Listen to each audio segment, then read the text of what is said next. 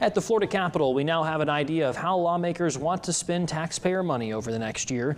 The Senate posting its budget proposal this morning after the House released its $113.6 billion proposal. As our Capitol Bureau reporter Cody Butler explains, it's clear the Republican supermajority isn't on the same page. $1.4 billion.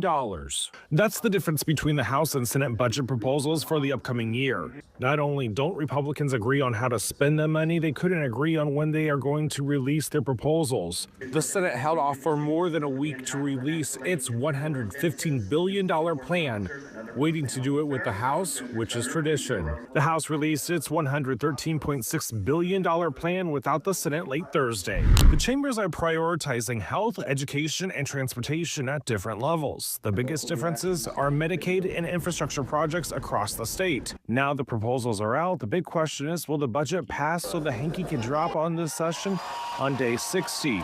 Last year's legislative session went 105 days because the two chambers couldn't agree on the budget. We're halfway through, right? There's still 2 quarters left to play. Governor Ron DeSantis is proposing that the legislature approve $117.4 billion without local projects. In Tallahassee, I'm Cody Butler reporting.